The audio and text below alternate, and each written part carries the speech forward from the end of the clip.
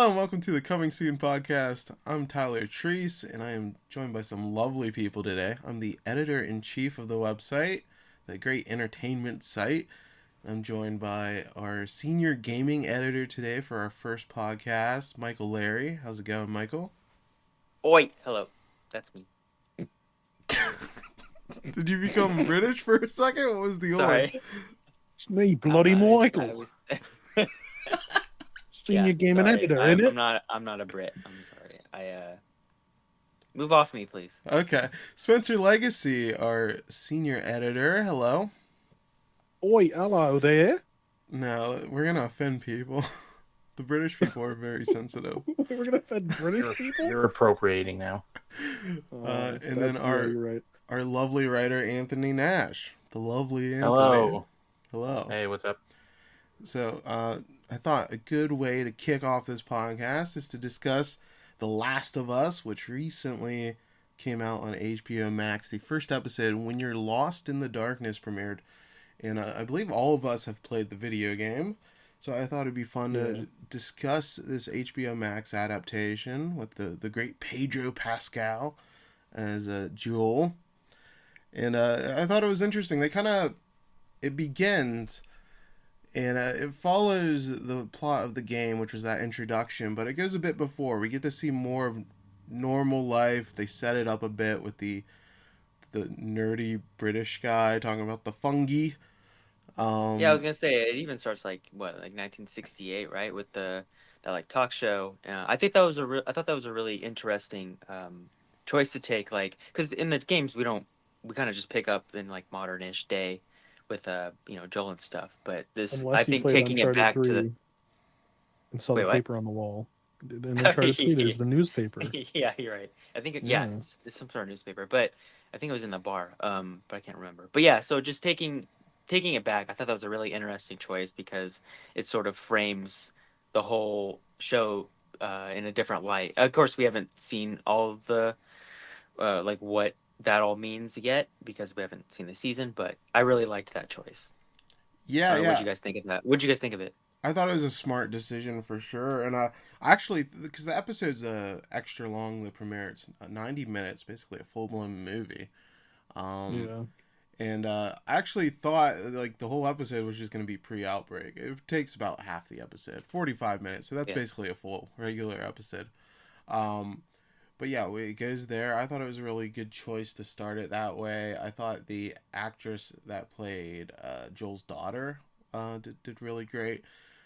That old woman that gets turned into uh the clicker or what, I don't know what the form would be at that point, but gets infected and has the I fungus think they're just coming called out of her runners. mouth. Yeah, she looks Yeah. disgusting. I mean, first off, Yeah. Oh, it was so old good. people look disgusting to begin with. Yeah, I heard they didn't use any. I heard they didn't Okay. use any makeup at all. Okay. So you add in that, like God damn old it. people that are eating like other people and can run. That's the scariest thing. It's not a zombie that can run, it's an old person that can run. That's like Yeah, Uh, that's top tier. Isn't that There's what nothing boomers scarier already than that. do, guys? Yeah, yeah. that's my The clicker is topical just joke for a today. boomer. Yeah, no, I thought that was interesting because I don't know if you guys read some of the stories, but they're changing how the infection works. It's not spores anymore because they don't want to cover everyone else their faces with like They're masks and stuff, and anti-maskers. yeah, they're Yeah, Neil Druckmann's typical. anti-vaxxer. No, they wanted to kind of show like them moving as like a unit, and the tendrils are a way to do that, and also show their faces and stuff, which I think is interesting. I think it's way more creepy to have tentacle mouth than this sort of like spore kind of stuff. Even though I think there's tension you can obviously derive from the spores because that limits your movement and stuff like that. But Mhm. yeah, no, I thought that whole change is like, because I don't know if you guys remember the game when Joel like rushes through the back door. He's like, "Oh, Mister, whatever Johnson's going crazy or whatever," and he grabs the gun and he shoots him. Like this is still that, but it's a lot more drawn out. Like we see the neighbors, we meet them. You can kind of tell from the beginning that they're probably gonna make the old lady the runner. So I think making it a lot more drawn out is such a better use of the medium because in games you got to get going, but in TV show you can kind of marinate on it, and I think this was such a great it's like an execution of that. So what did you guys? I'm probably gonna just as a side note, I'm probably gonna break down the game a lot more and compare it to that to the show because I think they've made some really great changes to adapt to the medium. Yeah, for sure. Anthony, did you enjoy this kind of prologue to when before we pick up? Because there's the big time skip. But what's the because we see the death of his daughter again. Did that impact you? I remember that really impacted me playing the game, and that was a real gut punch.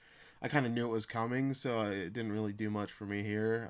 Maybe I'm also more dead inside now. It's been a while. But what do you think, Anthony? Yeah, no, it definitely didn't hit you the same way that it did if you played the game, if you know that it's coming. But it's still, I think it was like probably the best way to open the show with. I think to Michael's point, the whole them kind of reorganizing and changing how the infection works. I haven't looked too much into the. I know there's like a lot of the episodes were shown off prior to this to certain media, Yeah. and they did talk about it, like a lot of it is them expanding the show and expanding how things worked, because in the game it's more just kind of like you're in the world already, like it's you're there. But I liked the prologue. I wish it had like the way that the game did it. I think it was just a little bit better. I like that it kind of just hit you and then immediately started you off kicking forward. I wasn't a big fan of the whole talk show intro, but I guess for TV purposes and for kind of explaining, to an audience that doesn't already know it, it's probably the best way to do it. Yeah, Yeah, I guess Nash, you got to remember, TV watchers, they aren't as wise as gamers. They won't Yeah. pick up as fast. That's true. Yeah, they need to be told what to think. They need to be This told. virus, fungus thing is bad. Virus scary. And then No, they yeah. go, oh. it is interesting though, just like how a video game, a lot of that background on the virus was found, looking up and Collectibles. exploring the environment, Mhm. picking up a paper and flicking through the text, reading a note.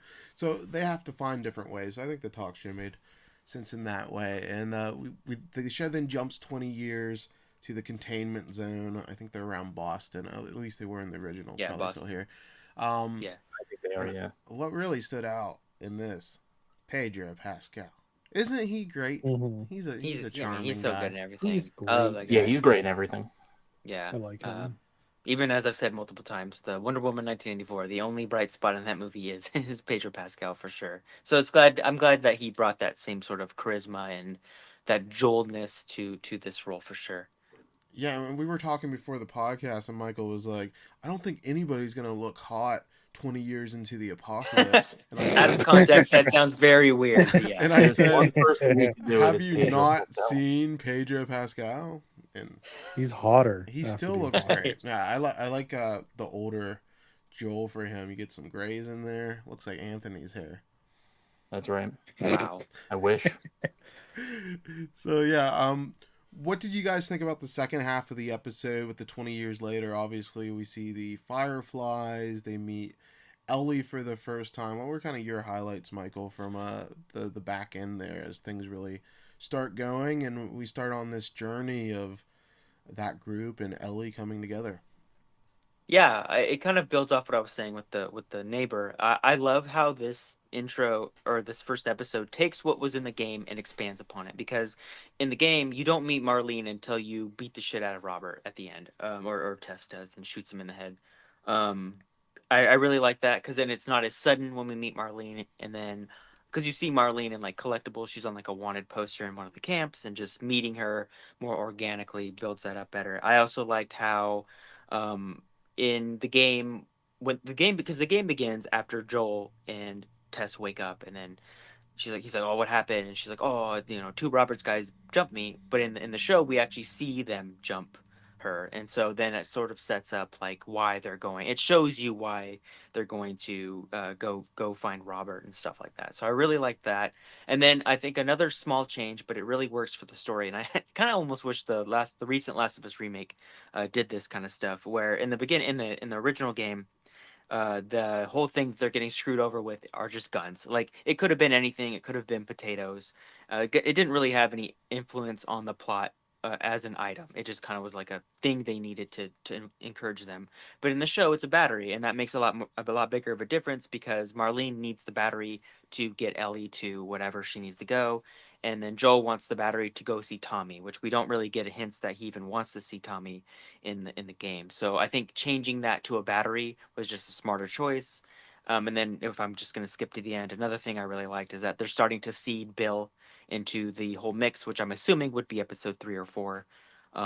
And I think these little things that I'm bringing up now are good choices because it's Last of Us. It's great. I really liked it. Uh, of course, I'm gonna like a lot of the same things, especially with actors as good as they are here. But these little changes are what really stuck out to me. Who's I don't know, played the first Last of Us probably like 15 times at this point.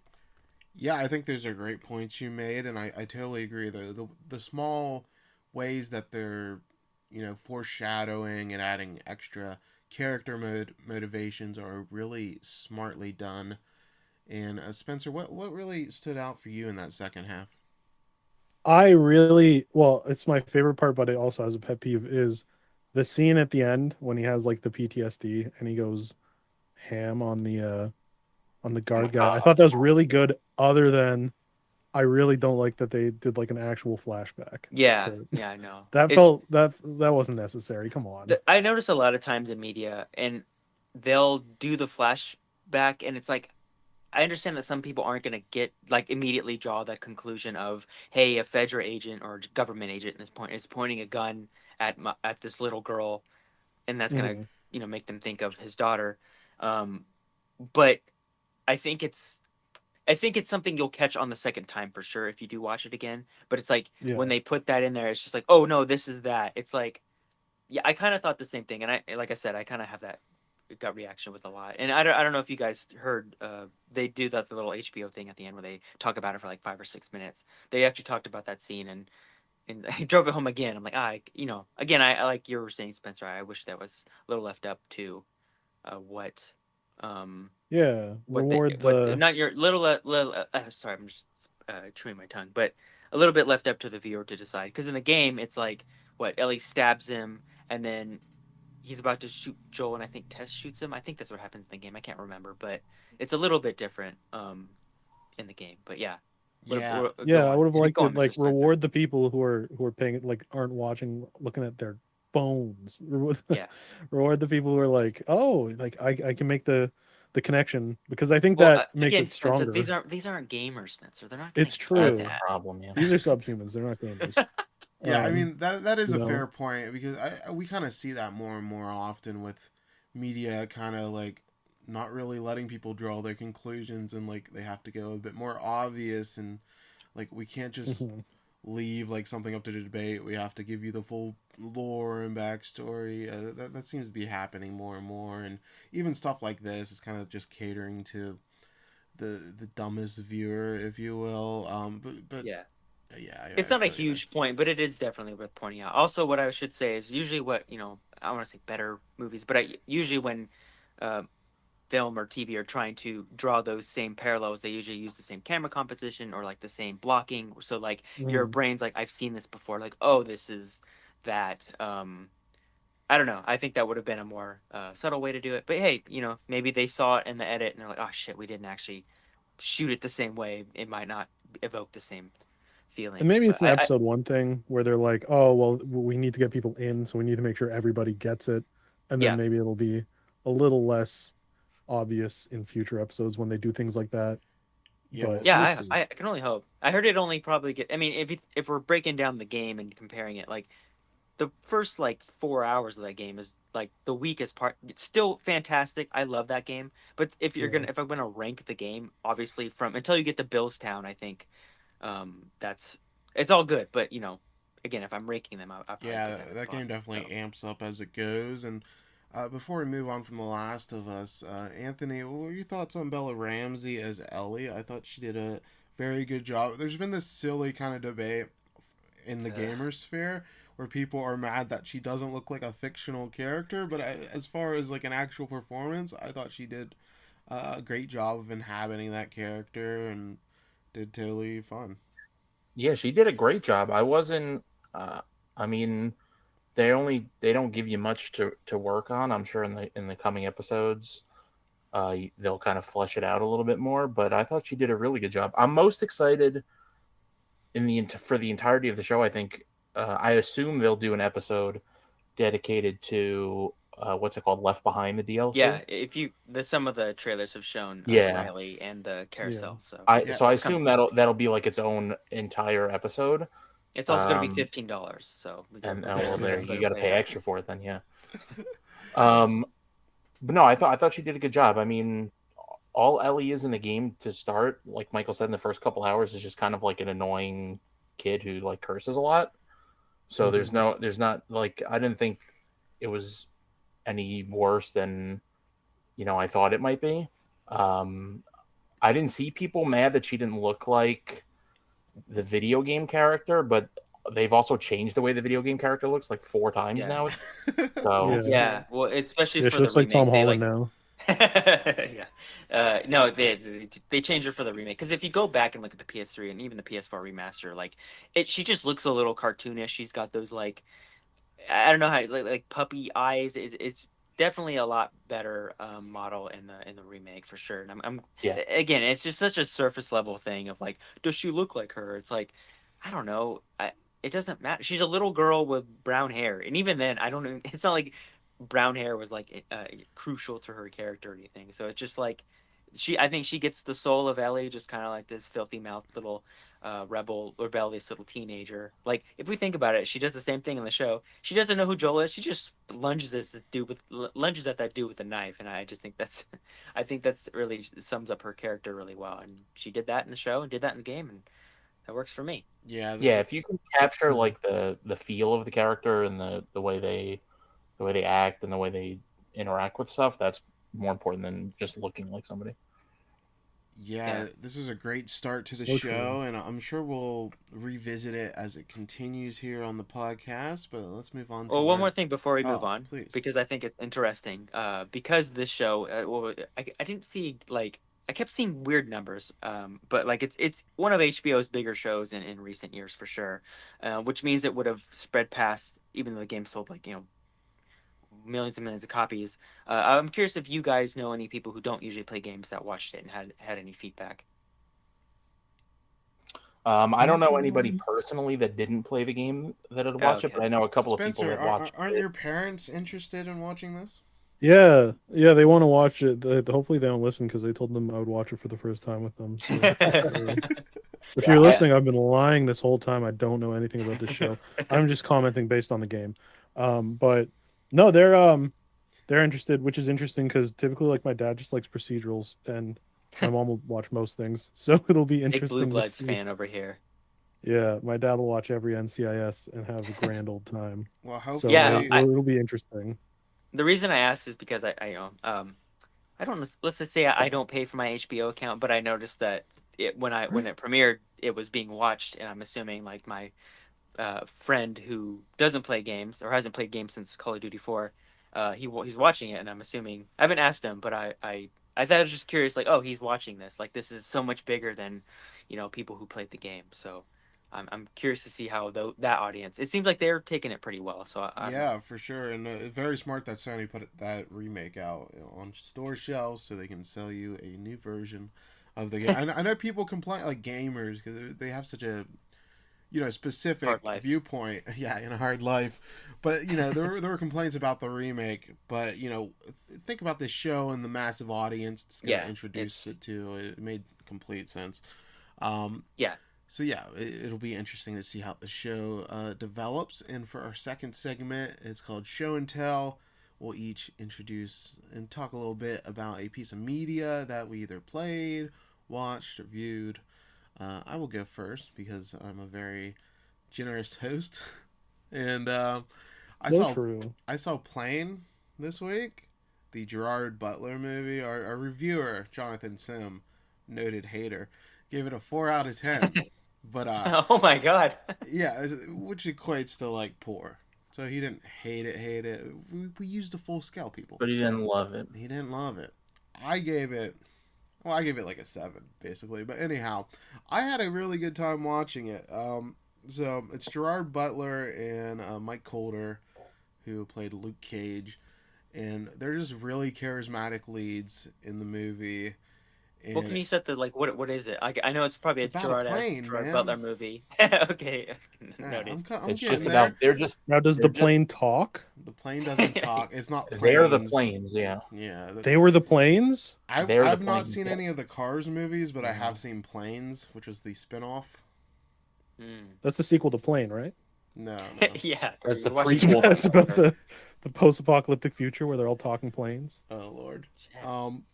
But yeah, the movie is essentially Gerard Butler's flying a plane. He crashes the plane.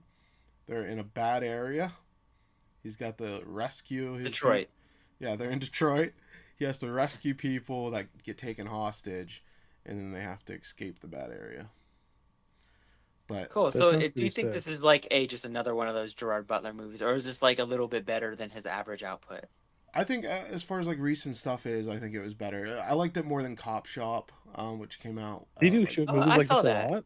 I thought he I was like saw- an acclaimed actor. Does he do shit like this? Like Well, little, it's Every not like actor even goes Seagal through- levels, but like he's doing Yeah. definitely a lot of these sort of movies. Like, what was it called? Greenland. He did that recently. Which I didn't see. I did see Cop Shop. That was a weird movie, but I Every enjoyed actor it. goes through their action hero phase, either He's on early the in life or late Derringer. in life. path. Yeah, so true. This is like a solid movie. It's not as far as his high tier. Like, it's not. This wasn't like a huge production, but as far as like a mid tier thriller goes, it has some good action. The best sequences are at the beginning and the end, where where it's actually the plane is being flown, and the way that they just deal with, they're routed by like this cheap company. They're like, hey, just cut through this weather. It'll be fine. It'll save us money on gas. So like they really take some digs at like airline companies, which is fun, and just how the capitalists work. They deserve all of the digs. Yeah, Airline yeah. companies. the plane gets struck by lightning, and like the stuff starts malfunctioning, and it's very intense. And those are like better than the overall action on once they land the plane and the island that they wind up on. Like that stuff's all serviceable, but the actual in-air stuff was all just super fun, edge of your seat stuff. There's some funny one-liners. So it's not like a movie of the year contender, but if you're looking for just a good way to spend like an hour and 40 minutes, it's a fun watch. I had a very good time with it, so I'd recommend it. I hope it does well because this is the everyone on Twitter who's always like, man, everything in the cinema is just Marvel movies now. This is the kind of movie they want. You want so the it better plane do I well. don't think they cinematic want universe? Plane. Yeah, I think They want Plane. They specifically want mid-budget action films like Plane, so they better all go see it. I would want that on maybe VHS or direct to whatever nowadays. I don't know, VHS. but Special VHS. VHS printing. They put on Betamax. it's funny. The only thing I've seen from Plane is because of Twitter, where it was a viral tweet going around when the trailer came out, where it was just like you wouldn't guess like the name of the movie based on like what was going on in the trailer, and it's just funny that it was like the plane. It was just called Plane. I mean, Yeah. plain name it's for concise. a It plane gets movie. right to the point. It does, yeah. Yeah, that was our review header was a plane thriller, like PLA. Oh. I like it. I approve Yeah. of that. But yeah, I enjoyed that. I'd recommend it. Support your local cinema if you wish. I don't know. Do whatever you want. So Michael, true. you I have don't know if a. that's playing in the local cinema. Sorry. What? I don't know. Michael, you recently played a video game that I can't pronounce. So Yeah. why don't you tell us about it? Yeah. So, what do you guys think how do you guys think it's pronounced for one? Tchia. Yeah, but I could not get that out of my head, dude. But yeah, no, I played a game called Tchia. It's from a The T is team silent. called because They're this cheating. spoilers. Oh, it's Spencer keeps winning. it's the main character's name, so they say Tchia. Okay. But it's a game by a team called Awaseb. They are new, or not all of them. I think the two co-founders are from New Caledonia, which, as Tyler said off air, and I found out when I did this research, it's like a little territory like right off the coast of Australia and like kind of New Zealand, like that kind of area. And it's like an interesting little island because it's, or set of islands, or whatever, because they like speak French. So obviously France probably did some colonizing over there, and they speak this language called Drehu, if I think I'm pronouncing that. So everyone in the game kind of speaks that. But the game, it's kind of this cute, cel shaded ish. Is that cel shaded? It's kind of like, it's cartoony. And it's not like Breath of the Wild. It's not like you're gonna be gathering arrows and shooting little goblins, but it's definitely, you can tell they have that kind of DNA in that they wanted to hone in on that because it's a very exploration focused game. You can kind of go around and find these little collectibles and stuff, but the big hook of this game is that the little girl Tchia, she can do what's called soul jumping. So any object or animal in the game you can possess. So So it's Geist. yeah, it's Yeah, it is basically New Geist. Caledonian Geist. It's avenging Um, spirit for the Game Boy. Whoa. sure. I only know of Geist because I remember that in old Game Informers, but I don't know the other game. But yeah, so you can take control of the stuff, and so like the bird can it's, I don't know, the right trigger lets you poop, which doesn't really do anything except make you giggle.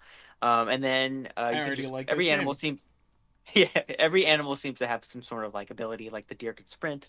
And then what you're supposed to do, because that's on a separate meter than your stamina, which is again is a little green circle that ticks down as you do things like, I don't know, like hang glide and climb. So Or poop. there's your Breath of the Wild stuff. So I think what the game wants you to explore by, you know, jumping off a tree, because the trees are like really, I don't know if you guys have seen it, but they're really like bouncy, so you can kind of like sway back and forth, launch off the tree, glide. And I think what it wants you to do is soul jump into a bird, fly a little bit, and then soul jump somewhere else, and glide, and just kind of chain this all together.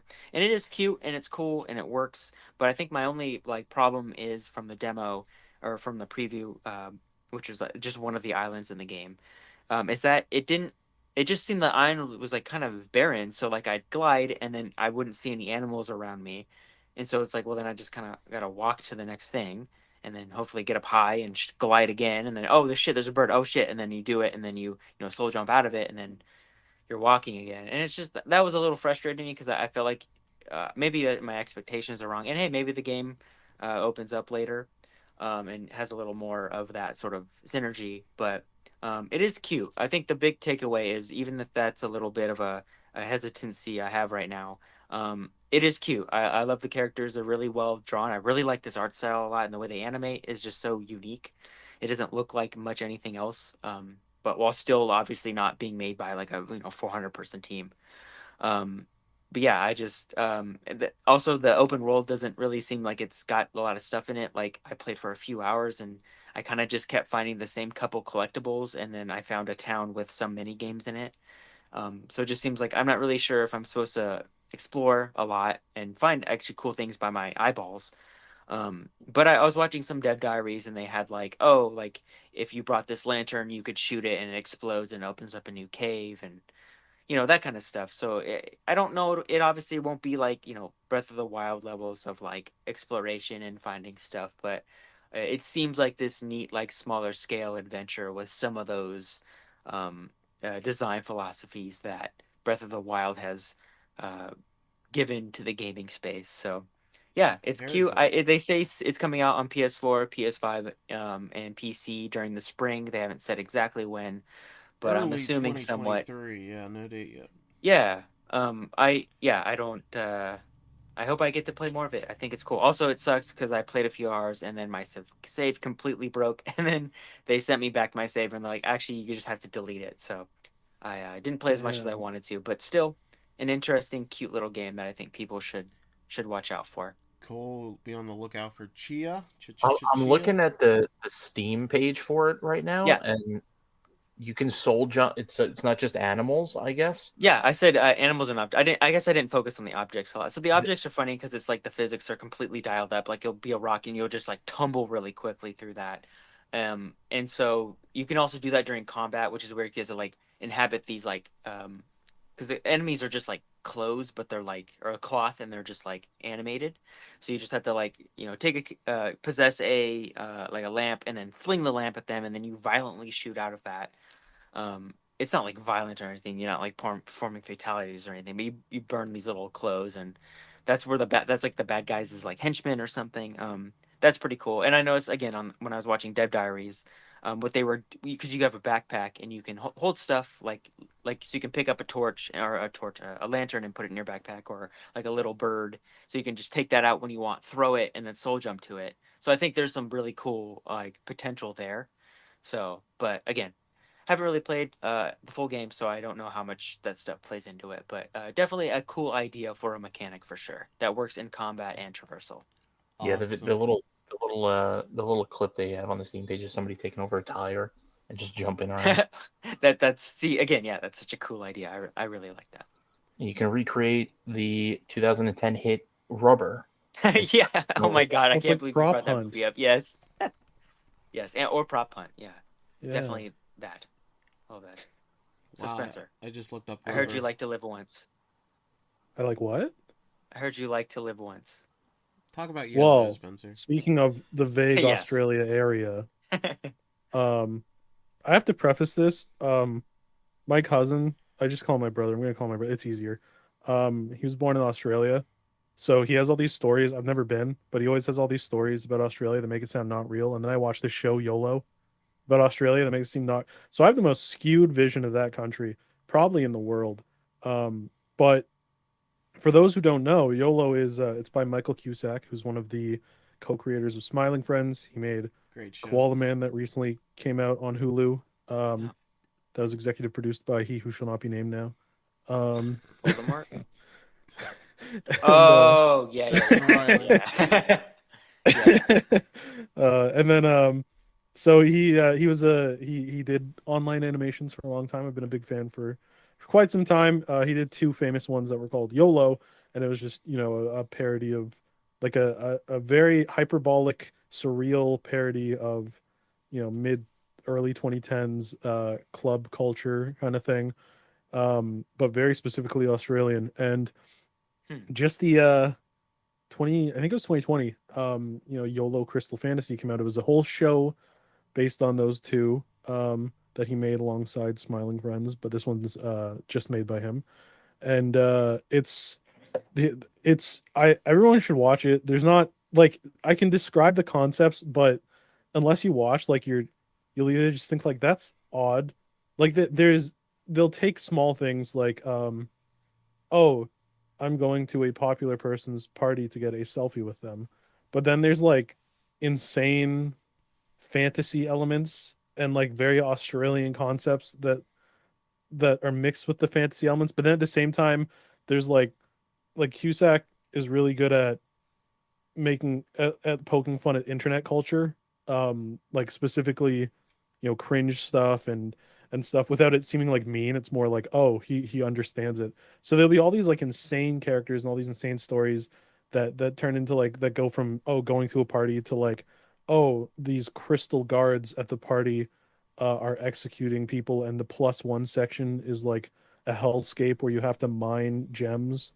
It's so strange, but it's so funny. And like half the fun is that also, Cusack does like half the voices. So he just like does like higher pitched, like scraggly voices and stuff, but he does like this perfect, like very like obviously it's an Australian accent because he's Australian, the show's Australian, but it's so funny the way he says things and does things that like it's so that was the 2020 show. And then Silver Destiny premieres which is the sequel Hmm. season. I think it's a different season. Even the first episode of the new season opens with like a character being like, oh, it's YOLO Silver Destiny, different season, new name or something. Like I don't think they even care. um Yeah, but technically it's a new series, but yeah, it's a sequel. yeah, but it's So like it's weird. literally a second. It's just more of YOLO. And it's so far. So I've seen episode 1, 2, and 4, according to the screeners. Which is very I funny. don't know. I don't know if Good it's three for you. mislabeled or if that is 4, but so They're far trying to they're throw you all for a loop. yeah. It threw me. I went. Wait a minute. I'm missing some lore. Hold on. Yeah, Let me this break is out my airing on YOLO Adult Swim, Silmarillion. and it will be on HBO Max the day after. It's Sunday at midnight is when it will premiere. Unless you're in Canada, because we don't have HBO. I don't know what you watch it on here. So maybe Crave. I don't know. I get to Nobody watch it cares because it's about my Canada. job. So it sucks to be you. Uh, but no, it's really funny. And I have to, I have to preface. I have a kind of brain rot that I think I everybody find knows this, certain Jack. things Yeah, I really was like, it's funny. pretty obvious. Come on. Yeah. So maybe you'll watch and be like, I don't get this. Maybe my brain's been really eroded by being on the internet way too early. So But I've never heard about this show. I haven't even heard yeah, of Michael Cusack. I've only like seen screen he's caps kind of like we're of like like friends now. I've interviewed him twice, so we're kind of like Yeah, cool, they're close besties. friends. They Yeah. were yeah, I riffing don't really know together much of in the new one. We Smiling were riffing. Friends. But like to me, Yeah. this kind of seems like I don't really know the humor, but it just seems like one of those that like you said like the Adult Swim shows that like you're gonna watch it and be like, I don't get it, or you're gonna think it's the funniest shit ever, and I don't really That's the know. thing. Yeah, it is like that, and there's a very genuine like spirit to it, if that makes sense. We're talking about spirits a lot because I'm staring at the Avenging Spirit Wikipedia page in the podcast channel.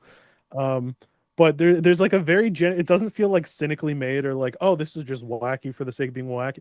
Like this sounds like shit that like Michael Cusack was like in a writing room and he was like, this is really funny to me and I don't care if it is to anyone else.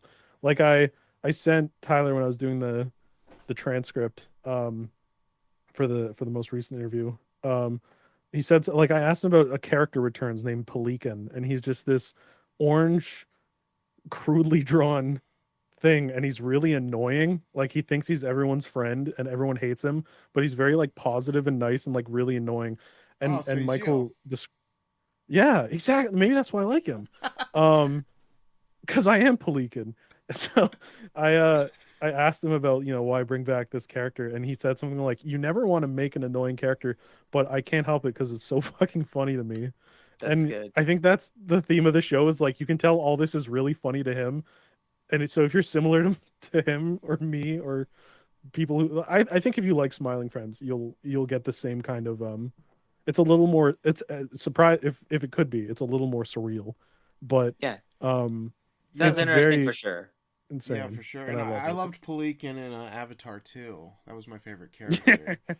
I love Oh man, that I would love the little Michael space wow. Cusack character to show up in an Avatar 2, So Avatar yeah, 3, just some like little weird Australian pink man who I'll have screams a lot. to That'd be great. check that out because I really enjoy Smiling Friends. It sounds like even if you don't dig it, it's worth checking out once, see if it lands or not. Yeah, it And is. Yeah. It is. Anthony, you checked out a kind of trendy horror pick, an indie movie, Yeah, what is Skinamarink. this? Everyone's talking about it. Yeah, I'm Yeah, so excited to hear about this. everyone is talking about it. Skinamarink is the name of it. It's I think it is Canadian. It's the Kyle Edward Ball is the Oh director. no, Um, it's never and good. it's similar kind of to what Spencer was talking about with YOLO, where describing it kind of ruins what it is. It's extremely experimental, and kind of the short elevator pitch of it is that it's about two children who wake up in the middle of the night and can't find any of their parents, and things in the house are not kind of what they seem like. Fuck this, dude. It No, is, this sounds yeah, horrible. I hate it. it's all filmed from their perspective, so it's kind of like just kind of low to the ground. Everything's really Wait, grainy hold on. and Are dark. they like filming it in the universe of the show, like Blair Witch style, or is it just like that's Yeah, from it's all scratch? first person from, yeah. There's no, Just these little kids with like GoPros strapped to yes, their heads. Yeah. just It's send them out awesome. into the rooms. It's like So that they're scene in The filming it Hobbit with in the the barrels. universe of the movie, is what you're saying? Yeah, yeah, and Oh, interesting. it's no. I'm sorry. It's there's no other character. There's no characters With in the that camera. there. Yeah, with a camera. No, Oh, it's just okay. like you're just in a room and you kind of like infer stuff from what's going on in the movie. Oh, man. But yeah, extremely experimental. I personally didn't really vibe with it. I know it's like Tyler said, it's become like extremely trendy. It does do a great job of kind of hearkening to the feeling of being afraid as a kid, if or even as an adult, I guess, when you go out in the dark in your house and there's no lights anywhere and you can't see anything. It does a great job of kind of capturing that feeling of tension and just kind of not knowing what the hell is going on. But as far as a like a movie goes, as far as like a narrative goes, I kind of felt myself every like 15 or so minutes just wondering like what was going on and how long it was going to go on for. It kind of felt more of, I don't know if you guys ever seen movies that kind of feel like they'd be better off being short films versus like Yeah. full It theatrical cuts. kind of sounds like this movie's a lot of vibes. Is that kind like It's of all very it's M. all Night vibes. Yeah. Shyamalan thing, where it's like a cool idea for like a 25-minute idea, yeah, maybe not an hour and a half. yeah. That's Yeah, that unfortunate. I mean that's how I felt. Like I said, it's been pretty trendy online, and it is kind of hitting with a lot of people. And I do appreciate any director, film, creative team that wants to do as weird and like abstract stuff as you can, especially in the horror field, because that's kind of the best place to explore For that kind of sure. stuff. So Yeah, and yeah, you can do But it for a really low budget. It sounds like they made this movie for pretty cheap yeah, I from think how the you're budget was like describing it. $15,000. Yeah, it's not very expensive Oh Is whatsoever. shit, I there could have any financed that. Canadian movie with a high budget? Like, yeah, $15,000. That's it's a crazy. genuine question, and that's like Canadian, so that's like $4 US. Yeah. So yeah, that Yeah, it's that really cool. I'm glad to see it, having success and finding people. It's I think it'll probably open up a bit more because it's been successful. And comes to Yeah, most I so theaters. believe it is going to Shutter if you happen to have Shutter, Oh, or nice. yeah, it seems uh, cool. I I think like that service. I think the beginning of February it hit Shutter. I mean, it really is tough Michael because also doesn't pay for that one. uh, I don't pay for it at all. I don't even What a have it. It just leech. seems cool. I think if you like weird abstract horror stuff, you should give it a watch. But it is very hard to kind of sell without going into detail on what you think It like kind the it thematics kind of of it are. sounds like paranormal activity or something. Is that at all It's, close?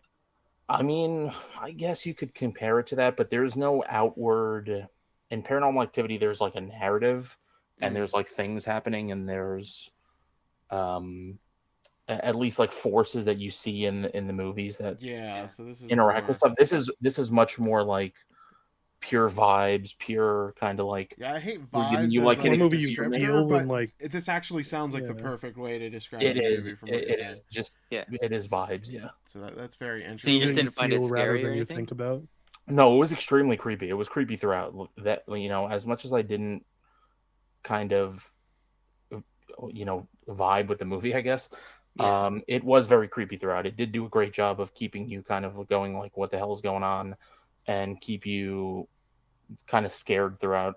Scared is like I guess, relative to everybody, but it was very creepy throughout. It did do a good job making you concerned for what was going on in the movie, I guess, which is, credit to it. Yeah, for Good. Yeah, sure. no, I mean, I kind of seem like this is like a little too scary for me, but it seems awesome. Like I love how, like you said, just like just a shot, no pun intended, in the dark and just trying something completely new. I think that's awesome. Yeah. It is cool to see that, like the best way to describe it is like fully experimental movie. It's like extremely loose in plot.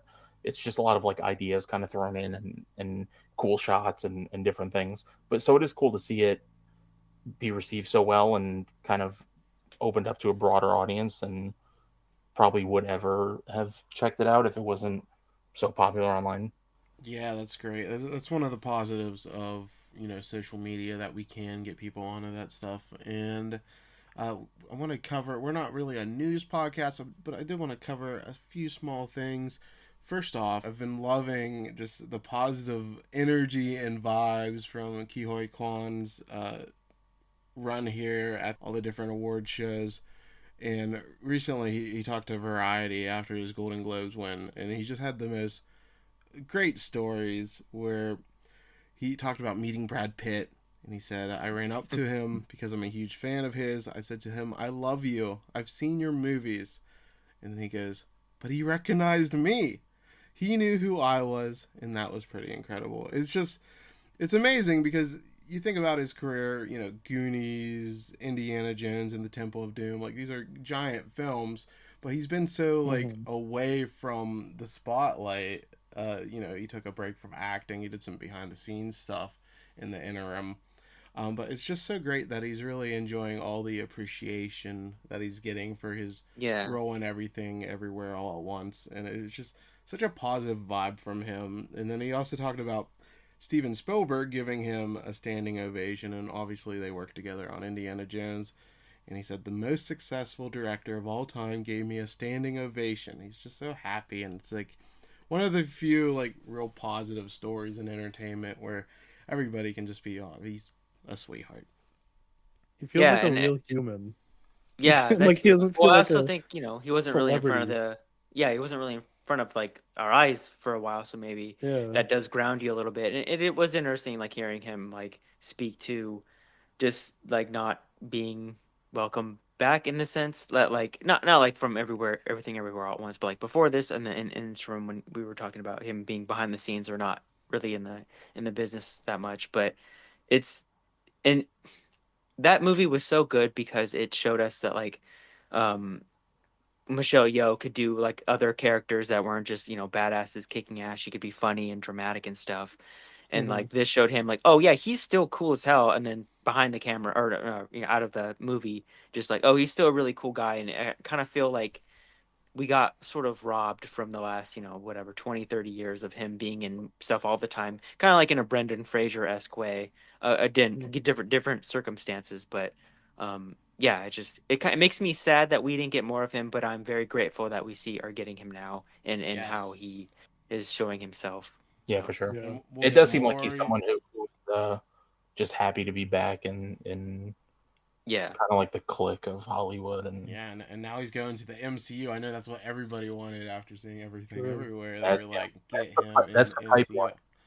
But yeah, he's gonna be in Loki season 2, so I'm excited to see him that, and Oh I hope shit. he does a lot more exciting stuff. He's got all the momentum in the I just hope world. he has a good time. Yeah, He What was seems that? to, I just hope he has a good time with Oh, he whatever will. he's. He'll Yeah. be great. Just seems like I want him to be happy. That's all. oh, very It's sweet. so sweet. And How then sweet. another person I want to be happy is Adam Driver because he's So true. fantastic. And the latest rumor for Fantastic He's Four fantastic. casting is that he will play Reed Richards, Stretchy Man himself. This comes from He'd be good. Jeff Snyder from the Hot Mic podcast. So he's the Mhm. current favorite. It's not locked up or anything, but I just want to get your thoughts on how you would feel about Driver playing Reed Richards. I think that's a fun role. I think he's great in everything. I watched a White Noise White the noise. other day, Yeah. and he is just so funny in that. So I think he could deliver the like MCU comedy. But he's also just a very great actor. So I'd love to see him in anything. And if that sounds as good as a role as you can get in the MCU coming up, what's bigger than the Yeah. Fantastic Four? You know. That's the one True. downside of if he were to be cast as Reed Richards is that he couldn't be a weird little guy like he is He'd be in a White stretchy Noise. long And any boy. other movie.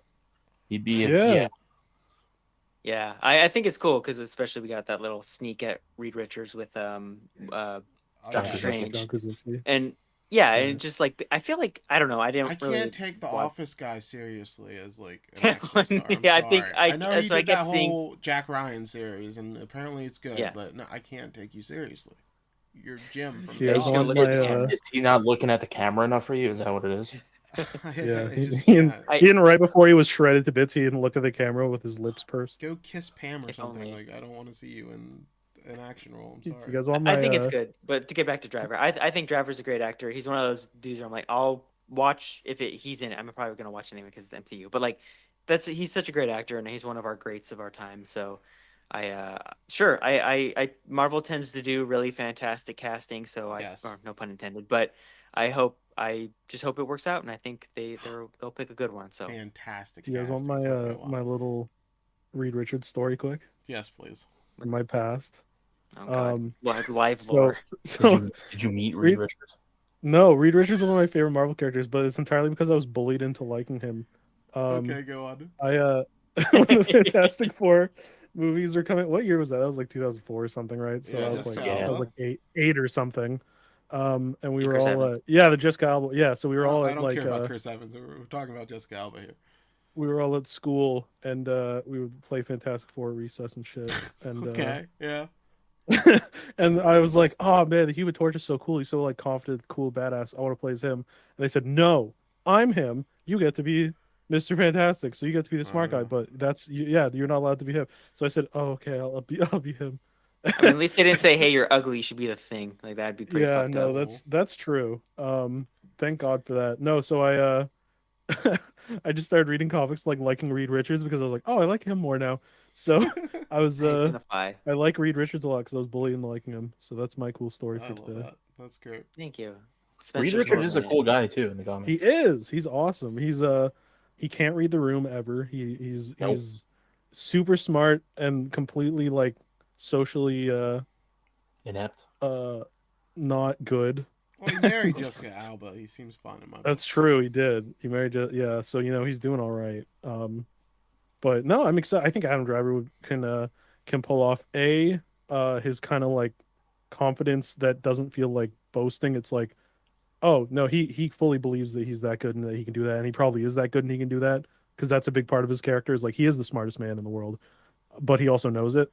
Um, and I think Adam Driver can pull off that balance of like, I'm super smart, but not in a cocky way. In a yeah, I am that smart way. I think he could do that pretty well. Yeah, for sure. And then Michael, we have Yeah. some Metal Gear announcements being teased. Tell us about that. Yeah, tease. Yeah, so on January like 16th or January 17th, Quentin Flynn, who's known for doing Raiden's voice in or Raiden. He's like, known Raiden. for We're not being a talking. Hey, we're not talking stand-up about guy. Mortal Raiden. Kombat. Sorry. Raiden. Raiden. Oh heavens. Raiden. Okay, he's been doing Raiden's voice since Metal Gear Solid 2. You know, obviously Revengeance and MGS4. Probably some other stuff I'm forgetting, but PlayStation so also someone. Battle Royale. Oh, I didn't actually double check. Did he actually reprise the role for that? He- He That did was get a lot of those that's people. his most sure he well-known did. role. Yeah. Yeah. Yeah.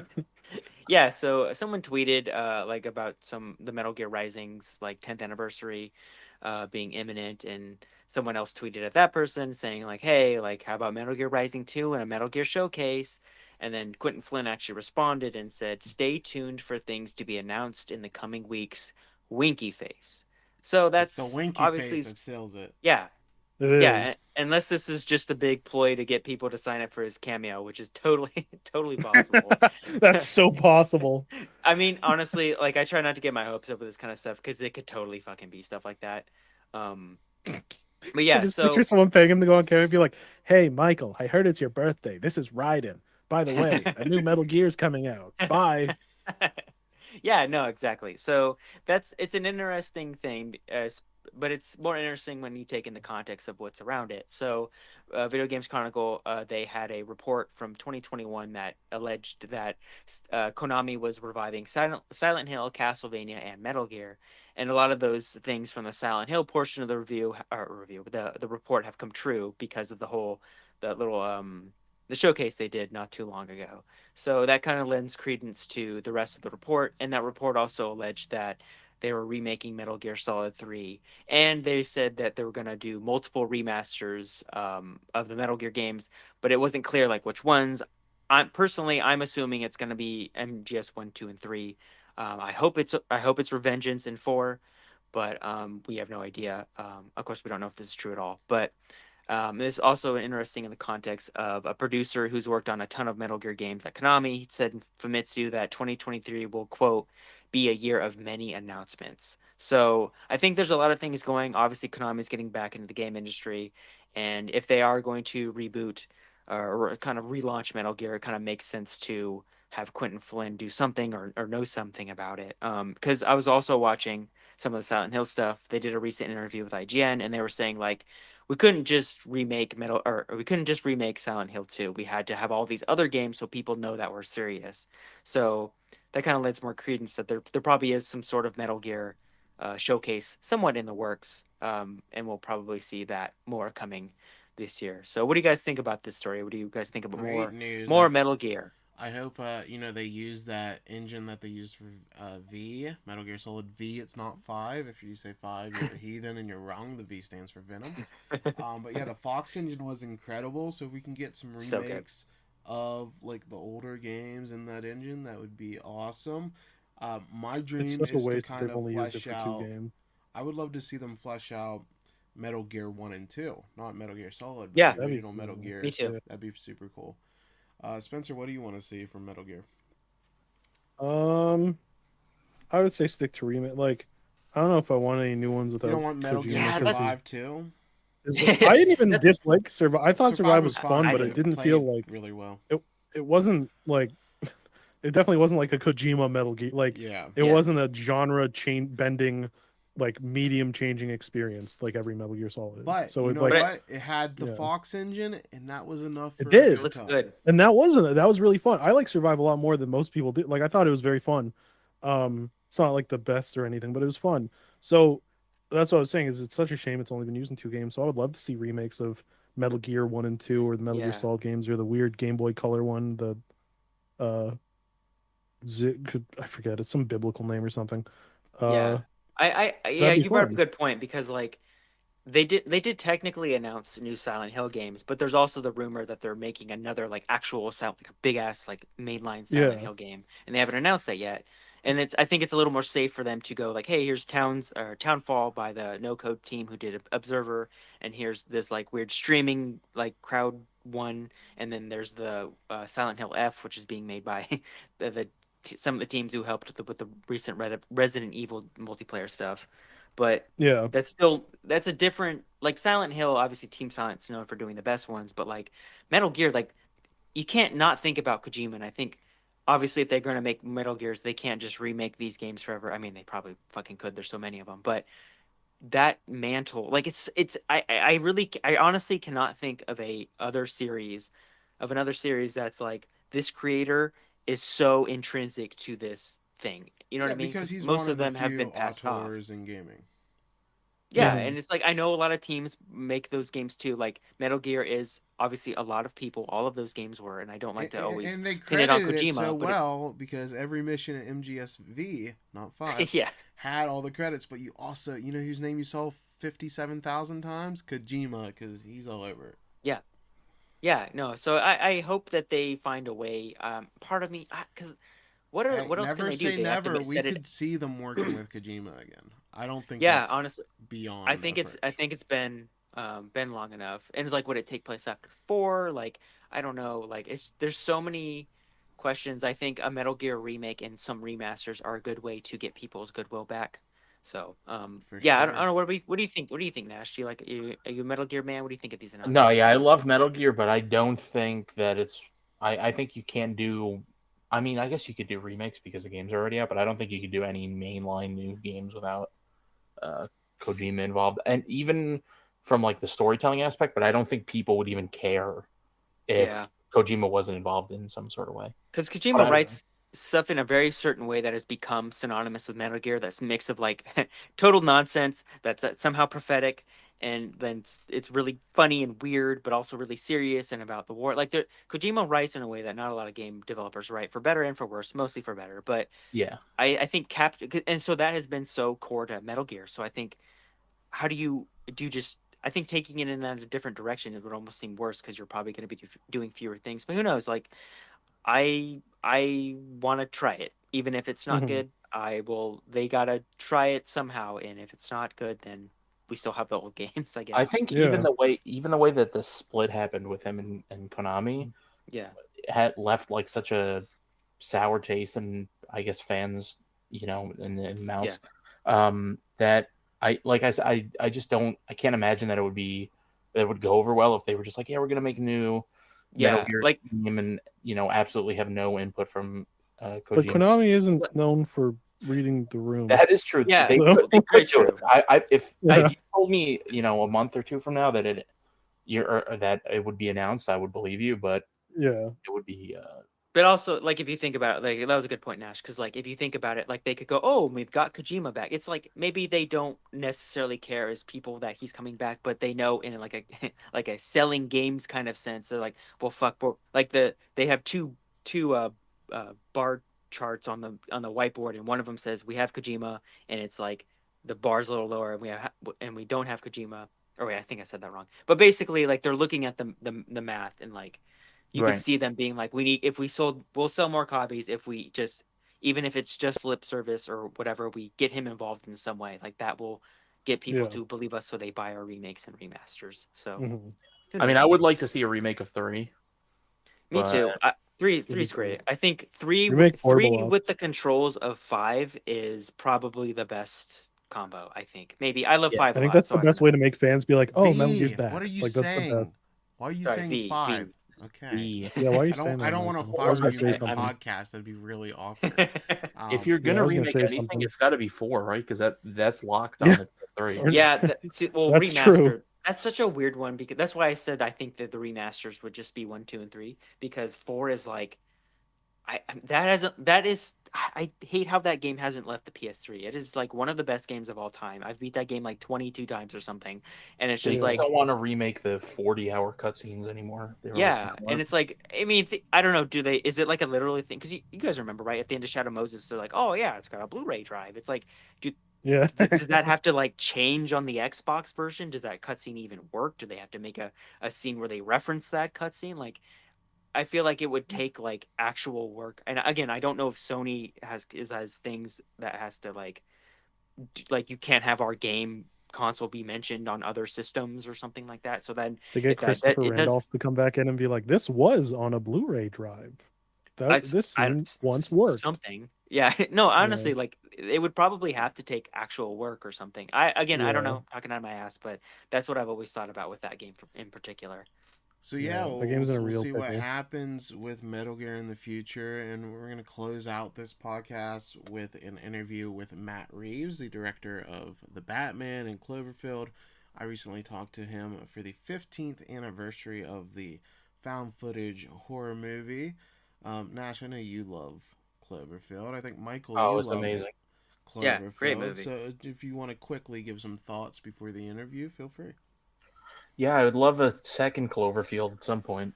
Well, let me That's tell you my about only these thought. two varying quality No, spin-offs. no, no, no, no. A real Yeah. Cloverfield 2. Although 10 Cloverfield Lane was fantastic. Yeah, it's a great movie. Yeah, no, I really liked Cloverfield. I'm not like a amazing super fan of it. I saw it a few years ago, so it's not like I saw it that long ago. But I remember when it came out, I was like, this movie's probably gonna suck, and then I just kind of wrote it off. And then I saw it a few years ago. Oh, that's actually pretty good. Like really well realized, and yeah, good stuff. Like it's such a weird franchise because I think Nash, you were talking about the ARGs and stuff, and then the fact that like or I don't even know if you call them sequels, the in-universe stuff they did with the Paradox one, and then 10 Cloverfield Lane. Like all three of those movies are super different, but and again a varying quality, but it's just like an interesting franchise. But I'm glad it started with that one because that was a good one to start off on. Yeah, and it looks like we are getting that big sequel coming up. Well, who knows what Hopefully. exactly it will be. But yeah, enjoy my chat with Matt Reeves, and thank you for listening to the first episode of the Coming Soon cast. Cloverfield's really stood the test of time, and I think one of the aspects that makes the film so great is how you handle found footage, and what we see in the film as a viewer is just important as what's off camera and what we don't see. Can you just speak to your approach in using that limited perspective to your advantage? Yeah, I mean, it's interesting because that was what you're describing is exactly the approach that I tried to take, because one of the things I tried to do in researching, obviously, we knew we wanted to do this kind of Godzilla-like movie from the point of view of like the crowds running on the ground. But that idea of the limited perspective and how that drives anxiety and horror, like obviously the there's many movies have done that, but I was looking at a lot of documentaries, and there was some footage that we saw of a documentary of somebody who was filming. They had a handy cam. It was a soldier in Iraq, and they were in a tent, and there were incoming bombs, and they suddenly like got under their cot, and all you could see was one guy's boot, and and it was so terrifying. And it was just the sound and that limited perspective. And there's something about the idea of withholding the full view that puts a tremendous amount, I think, of anxiety in the viewer. And so that the other thing was, I think early on, I remember JJ saying, like, what's so cool about this idea? You can always cut. And I was like, no, actually, you can't always cut, because you have to have a reason for the cut, or the audience is going to go like, well, why did he cut there? So that meant it made the movie a lot harder, because not only were we limited perspective, but there ended up being more long continuous takes than maybe what had originally been envisioned, because I kept thinking, well, wait, we have to think about every single time either the camera falls and so it goes off, or he's finally feels like this moment is over, so he turns it off, or we had to kind of sort of look at all that stuff. But it really was about looking at a lot of, one of the crazy things, like when we shot the party scene, we had Josh Shepard, who's done a lot of storyboarding for me since. He's been on every movie I've done since. He put together this thing where he was like, well, the party scene, he found this party on YouTube, and these guys were filming themselves. A guy was having a going away party. And so on that, there's actually a line from it where this guy says, he goes, what are you going to do, man? He goes, I don't know, man. He was that, you're my main dude. And we literally like going, oh, that's so cool. But there was something about the vibe of people really filming each other and what you did see, what was off camera, and just trying to make it somehow feel authentic. And anyway, in the horror of it and the developing of that part, I think that's always the thing, is what you can't see is always scarier than what you can see, because your brain fills in the worst thing you could imagine. And so going into the subways and having to turn on the night vision, and those moments where in the dark you're going, wait, there's some, I'm hearing sounds. All of that kind of stuff kind of gets into that almost reptilian part of our brains and goes like, uh-oh, something bad is about to happen. Yeah, it's definitely like that Jaws mentality of less is more. And Yeah. I read that Spielberg even showed up on set and had some advice for the film. Can you speak to your interactions with him? You know, what Spielberg didn't come while we were shooting, but what he did do was he watched the movie while we were finishing it. And then he gave us some advice about the very last moment with the kind of the alarms that were playing, the idea of the citywide alarms as we're reaching that kind of, I think he almost described it as that kind of strange love moment where you're realizing that things are going to blow up and that kind of thing. And so he had an influence really on the last moment of the movie. On when we were mixing it, he had some great sound ideas that we actually did, which was really fun. But it was fun. It was really cool. I mean, I actually, he talked to me afterwards, because one day Brian Burke called me from the set of Star Trek, where he was sitting down with JJ and the writers and Brian, and he was saying, oh, hey, where's the director of Cloverfield? I want to talk to him. So Brian was like, you better come over to Paramount right now. Spielberg is asking where you are. I was like, oh, okay. So I went over there. I'm just sitting there. And then he turned to me, and after he's talking, he was giving them a lot of input on the script and stuff. And, he was really lovely. And then he turned to me and goes, wait, so you directed Cloverfield? And I said, yeah. He goes, you scared the hell out of me. And I was like, oh, that was awesome. Like there was no higher compliment I could get than that I scared Steven Spielberg. That was cool. That's so awesome. And, I feel like when you Cloverfield just entered the public consciousness so much, and I feel like nothing quite reflects that, like South Park doing a 2-part parody special. I was curious if you'd seen those episodes and if you enjoyed that spoof. You know what? I have not seen that, but now I have to watch that. Here's the thing. I remember there were so many different kind of spoofs, but I honestly, that's the first I know of it. So I will absolutely check that out. That sounds amazing. Awesome. And then my last question for you, Cloverfield was really your breakthrough as a director. So I was curious what, like, the biggest lesson you learned from its production, be it business wise or creatively. Gosh. I think, what it was for me was Cloverfield was a breakthrough for me in understanding the ways in which you could do genre and still do personal filmmaking. Like the idea of that movie was so much about, in order to figure out how to make it, I really had to explore, it's almost therapeutic, like my own anxieties. So like when you talk about that idea of the restricted view and what things feel like, there was something very therapeutic in the idea of, after having been through, everybody was after 9/11, and the idea of feeling like, gosh, we're in a moment of such uncertainty, and the idea of a moment that could spiral in a way that would be growing in sort of import and impact without really fully understanding what we're at the center of. And that fear, first of all, I'm kind of a fearful person anyway. Like I've realized that probably in that movie was the first thing where I really put so much of my fear into what we're doing, and I've kind of done it ever since. So I think it was really this idea that it unlocked in me, because I'd always loved genre films, but to understand what it could unlock in terms of storytelling, where you could be exploring things through the metaphors of what you're doing that are real world, but doing it through fantasy or doing it through something that has a kind of genre element, and finding that kind of intersection between something that's kind of like, a kind of pop sensibility, but also a personal sensibility. And I think that for me really came from Cloverfield. Awesome. Thank you so much for your time today, Matt. I really appreciate it. My pleasure.